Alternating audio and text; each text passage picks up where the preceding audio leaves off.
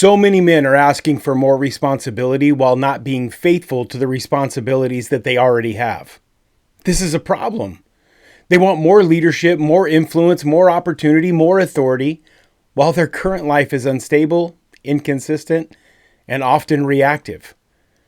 We must do this because we assume that pressure produces growth and exposure equals progress. So, we want to skip over the process and try to call that faith. But pressure doesn't automatically produce strength. Pressure reveals who and what you already are. And this leads to overload, and overload leads to burnout, because weight you haven't trained for will eventually crush you. That's why men flame out when they finally get that thing that they've asked for. Today, we put a process to Thursday's formation. Today, we'll get a clear protocol to build capacity before asking for more. This is War Ready, Tactical Tuesday. Let's get to work.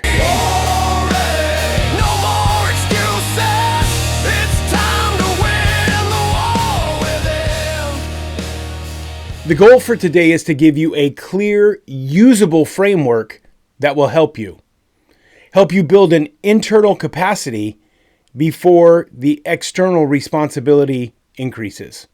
Not just motivation, but structure. If you leave today inspired but unchanged, one of us has failed. Capacity grows through proven load, not simply assuming that you're ready for more. Wanting more doesn't qualify you for more. Being stable where you are is what qualifies you for more. On Thursday, we talked about why this matters. We talked about faithfulness, trust, and how increase actually works. But today is different. Today isn't about inspiration. We're getting tactical. We're putting structure around formation. We're slowing down into a repeatable protocol that you can actually execute. If you know you need more capacity, then this is for you. All right, a brief review. Thursday's teaching goes much deeper into the what and the why. If you want the full theological and conceptual framework and why I believe this is important, then revisit Thursday's teaching. Today answers the how. This is where we get tactical. So the main psychological principle, and we talked in depth about this on Thursday, is the stress inoculation theory. And it posits that growth comes through graded exposure, incremental increase in stress or pressure. Sudden overload produces collapse. Look, training beats immersion. We will walk through at some point training through immersion, but that can only be done through the help of a trusted guide walking beside you.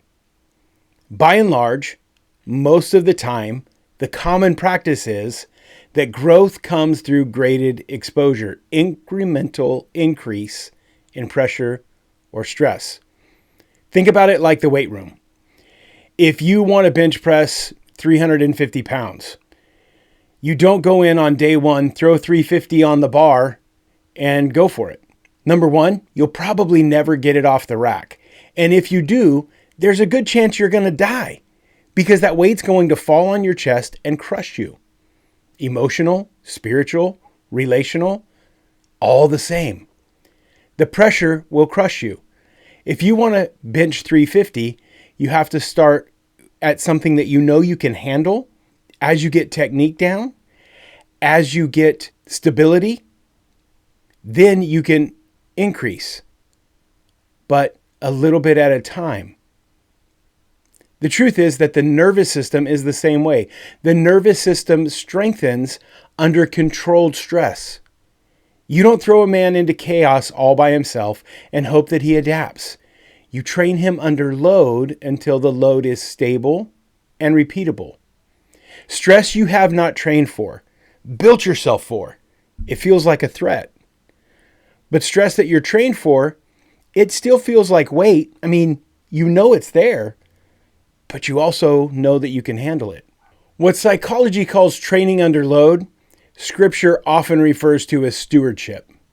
And this passage specifically calls it faithfulness.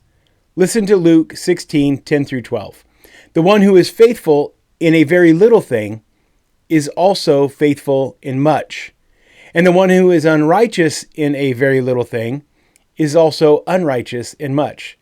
Therefore, if you have not been faithful in the use of unrighteous wealth, who will entrust you with true riches? And if you have not been faithful in the use of that which belongs to another, who will give you that which is your own? Faithfulness always precedes trust. You gain trust by being faithful. And if it's done properly, you're trusted with a little, you prove yourself faithful, you're trusted with a little more. Increase follows proof of your ability. And it's the same with God. God multiplies what is stable in your life. This is not spiritual poetry. This is biblical principle. Trust is earned through demonstrated stability. God doesn't reward intention. He entrusts proven faithfulness. All right, I call this the capacity building protocol. And the first step in this protocol is you have to define the current load. Identify the current load. Time, people, pressure, expectations. Identify the current load of your time commitments. Look at your schedules, your routines. Look for margin. Look for empty space. How much blank space, how much margin do you really have? You have to look at the people that are counting on you, your family, your friends, your coworkers, your community. People are depending upon you. You have to consider that in this protocol. That is a part of your load. How much pressure do you have? What's your pressure load? What are the deadlines that you're facing? What are the reoccurring deadlines that you face? What are your financial obligations? Do you have some upcoming difficult decisions you have to make? That's pressure. And then you have to look at the expectations. What are the spoken and unspoken demands on you as a man, a husband, a father? And look, this is a hard and fast rule. When you're identifying your current load, you cannot do it through the eyes of a fairy tale. No fantasy. Not what you think it could be or what it might become. Just reality. What is it? What is it right now? And you have to be honest about that. If you don't tell the truth about what you're carrying, you'll keep asking for weight that you cannot handle. The second step to the protocol is to assess stability. Ask yourself these questions. And again, be honest. Am I consistent? Do I ever get resentful? Am I reactive? Is there anywhere that I'm hiding? Look, resentment is a warning light. Reactivity is often a capacity issue. You react negatively, sometimes aggressively, because you don't have time, space, or energy for another thing. By the time you're hiding, it means that something is already broken. Any level of instability means there is overload. It means you probably have too much, and it absolutely means you can't take on anything else. The third thing in this protocol is to strengthen before adding. Before expansion, you have to increase consistency. You have to deepen the margin, again, that blank space. This may mean that there are things that you have to cut back on or cut out completely. You have to improve your recovery before you can add anything else. You have to shorten the time that it takes for you to rest, recalibrate, and recover. You have to shorten the time frame before you're ready to go again. And sometimes, again, that means you have to eliminate certain things from your life. And you have to strengthen your emotional stability before adding anything. Capacity must grow before you expand. Strength makes what you already carry feel quite a bit lighter. And once it feels super light, that's when you know you can add something else. Controlled exposure to difficulty prepares you for the unchosen difficulties in your life. If you don't train under load, you're going to break under pressure. Number 4, you have to prove faithfulness. Faithfulness must be observable. You have to be able to recognize that you're faithful. It has to be repeatable. You have to be faithful again and again and again and again. Completing it one time, being faithful one time, that's not it. It has to be repeatable over a long period of time. Faithfulness has to actually be kind of quiet, a little bit boring. You know that your capacity is increased when the things that used to freak you out start to feel kind of mundane. Like when you're just kind of coasting along, life has gotten kind of boring, it's probably time to add more.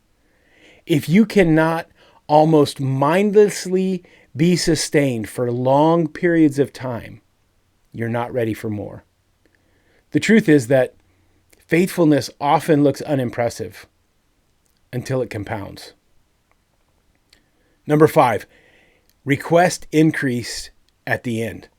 The very last thing that you should be doing is looking for more. Trust precedes increase. Don't ask for more while you're leaking where you are. Dial in what's in your hands. If your current responsibilities are difficult, tiring, exhausting even, or sloppy, more responsibility will crush you. One of the most common failures of men is trying to skip the process, or trying to ask for more while they're literally bleeding out where they stand. That's not ambition. That is impatience that you're trying to masquerade as faith. Build yourself where you are. If you can't carry what's in your hands now, you won't survive what you're asking for next. I've said this for a long, long time. But if you can't bear the weight of the process, you'll never be able to handle the weight of the promise. Stability earns trust, and trust unlocks increase. Go be different.